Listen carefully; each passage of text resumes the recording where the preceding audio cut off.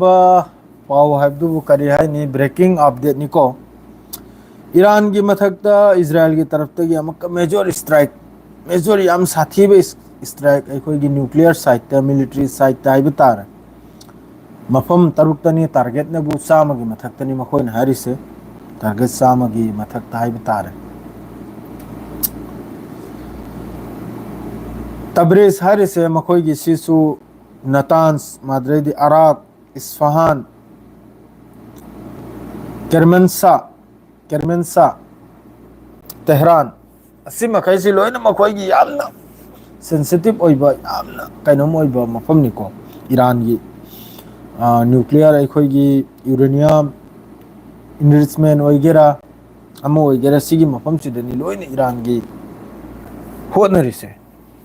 अदु पाउसी लेप्ते नहीं की लाकपसी पाउसी अदुम मथंग पाउसे अदुम अल जजीरा से अदुम अपडेट ओइरकपसे सुलेप लेप्ते अल जजीरा से अदु अहानबदा हाइरिमनबु कैनोम मखोइगी टॉप कमांडो ईरान की तरफ से अल जजीरा दा अहान बाहरिसिनबु टॉप कमांडो मी अनि शहीद ओइबे वानिको अदु तुंगदा मक्का इजराइल की तरफ से एक्स मखोई एक्स ट्विटर हैंडल का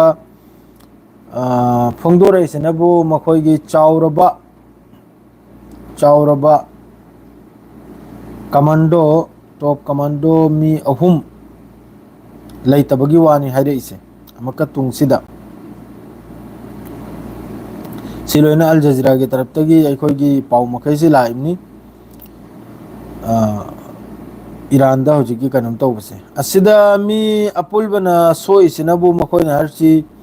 मी यांखैमुक सोकपै वानी को मी यांखैमुक इंज्योर याम साथिनो ओइबगी वानी मखोइना होजि हाइरेइसे अल जजीरा की तरफ ते पाउसे अदुम फोंदोरिसे दु याखोइना ngaijrambsu सिकुम्बसी हाइब तारे सिगिसी कमतम ओइरकने हाइना अदुम मखोइसे अदुम डायलॉग सुता अदुम ता कनम सिदा तौंदना ता लैनराबा हाइने दना तने अइना अदु तरोकने अइना था तरोकने द होजिक येंगनी भाइबबु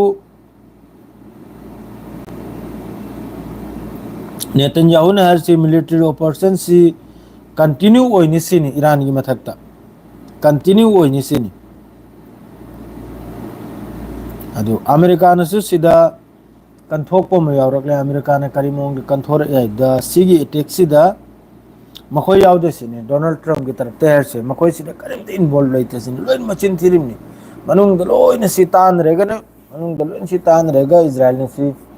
जेट फाइटर चनी की मथकतने सीजन नखरे दो स्ट्राइक सिदा अल जजीरा की तरफ तगिनी को हाइरे से मादु अल जजीरा से पाउसी सेकंड खुदिंगी लाख लाबे 16 सेकंड्स एगो मादरे 20 सेकंड्स एगो आइना पाउसी अदुम लेपता अदुम अपडेट से कनों की तरफ से अल जजीरा की तरफ से अदुम हाइदना ता अदुम लेरा पाउसे अदुना पाउ क्राक से करीमता पिफम खंगद्रे अदु ईरान की सुप्रीम लीडर अयतुल्ला अली खुमैनी ने अमक्का वार्निंग तौदना इजराइल दा उन्थोकना चाउना पनिशमेंट उन्थोकना चाउना चैराक पीबगी वानी मान हरसे मादु ईरान ने सोइदमक्की सिगी बदला हलगने सिनी सोइदमक्की ईरान की तरफ तगी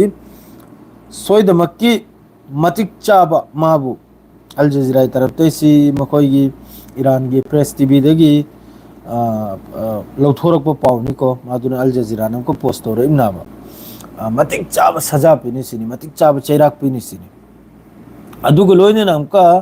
इजराइल के प्राइम मिनिस्टर नमका हारिसिनबु मिलिट्री ऑपरेशन विल कंटिन्यू ओइनी सिनी अदुगुम्बा ऑपरेशन दो लेप लोइसिनी दो हजिक अदुगा लोगेदा हमका यूनाइटेड स्टेट की सिक्योरिटी मार्को रूबिया हारिसिनबु सिगी स्ट्राइक सिदा मान वार्न तौजरी से ईरान की अटैक सिगी मरमदा वार्निंग अम थाजरी से सिगी अटैक सिदा मखोई इन्वॉल्व मखोई यावदे सिनी सिगी अटैक सिदा ईरान की हजिक की ईरान की मनुंग दे संजल लेगा मफम तरुकते स्ट्राइक तौखरी से मखोई यावदे सिनी अदु सोमना हमका जॉर्डन की एयर स्पेस असी लोइना बंद तौखरे होइना थिंजल खरे अदु ꯑꯍꯥꯟꯕꯗꯗꯤ ꯃꯤ ꯑꯅꯤ ꯈꯛꯇꯅꯤ ꯀꯣ ꯃꯈꯣꯏꯅ ꯍꯥꯏꯔꯤꯁꯦ ꯁꯍꯤꯗ ꯑꯣꯏꯕꯒꯤ ꯑꯁꯤꯅꯕꯨ ꯅ꯭ꯌꯨꯀ꯭ꯂꯤꯌꯔ ꯁꯥꯏꯟꯇꯤꯁ ꯃꯥꯗ꯭ꯔꯩꯗꯤ ꯑꯃ ꯑꯆꯧꯕ ꯔꯦꯡꯛꯇ ꯂꯩꯕ ꯑꯗꯨ ꯑꯃꯛꯀ ꯏꯖ꯭ꯔꯥꯏꯜꯒꯤ ꯇꯔꯞꯇꯩ ꯃꯤꯑꯣꯏ ꯑꯍꯨꯝꯅꯤ ꯍꯥꯏꯔꯛꯏꯁꯦ ꯃꯤꯑꯣꯏ ꯑꯍꯨꯝ ꯂꯩꯇꯕꯒꯤ ꯋꯥꯅꯤ ꯑꯗꯣ ꯉꯔꯥꯡꯗꯒꯤ ꯄꯥꯎꯁꯤꯗꯤ ꯑꯗꯨꯝ ꯈꯔ ꯊꯣꯛꯄꯒꯨꯝꯕꯅꯦ ꯍꯥꯏꯕꯗꯤ ꯂꯩꯔꯤꯕ ꯁꯤꯇꯤꯖꯟꯁ ꯃꯈꯩ ꯃꯥꯗ꯭ꯔꯩꯗꯤ ꯑꯃ ꯃꯈꯩ ꯃꯥꯗ꯭ꯔꯩ ꯃꯄꯥꯟꯒꯤ ꯐꯣꯔꯦꯟꯅꯔ ꯃꯈꯩ ꯂꯣꯏꯅ ꯏꯖ꯭ꯔꯥꯏꯜ ꯑꯣꯏꯒꯦꯔꯥ ꯃꯐꯝ ꯑꯃ ꯑꯣꯏꯒꯦꯔꯥ ꯂꯣꯏꯅ ꯊꯥꯗꯣꯛꯇꯅ ꯃꯤꯗꯜ ꯏꯁꯁꯤ ꯉꯔꯥꯡ ꯀꯥꯕꯛ ꯑꯃ ꯊꯣꯛꯄ ꯍꯧꯔꯝꯅꯕ ꯑꯗꯩ ꯐꯤꯕꯝꯁꯦ ꯌꯥꯈꯤꯗ꯭ꯔꯕ ꯐꯤꯕꯝꯁꯦ ꯌꯥꯈꯤꯗ꯭ꯔꯦ ꯃꯗꯨ ꯍꯧꯖꯤꯛ ꯉꯥꯏꯕ ꯉꯍꯤꯡ ꯅꯨꯡꯗꯥꯡ ꯁꯣꯏꯗꯃꯛꯀꯤ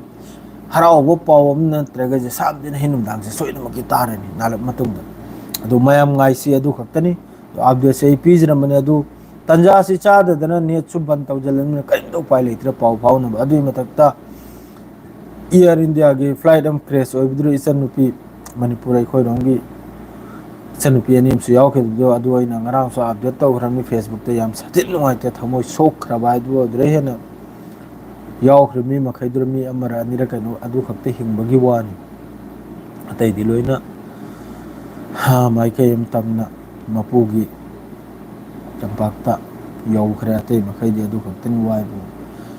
ꯅꯨꯡꯉꯥꯏꯇꯦ ꯃꯈꯣꯏ ꯃꯊꯛꯇ ꯗꯨꯋꯥ ꯇꯧꯕꯁꯤꯗ ꯑꯩꯈꯣꯏ ꯀꯔꯤꯝꯇ ꯎꯄꯥꯏ ꯂꯩꯇꯦ ꯑꯗꯨ ꯈꯛꯇꯅꯤ ꯃꯗꯣ ꯍꯧꯖꯤꯛ ꯀꯔꯤꯅꯣ ꯃꯈꯥꯒꯤ ꯑꯞꯗꯦꯠꯇꯨꯁꯨ ꯑꯗꯨꯝ ꯄꯤꯖꯔꯛꯑꯒꯦ ꯁꯤꯗ ꯍꯥꯏꯔꯒ ꯂꯣꯏꯖꯔꯅꯤ ꯑꯩꯒꯤꯗꯤ ꯁꯂꯥꯝ ꯑꯂꯩꯀꯨꯝ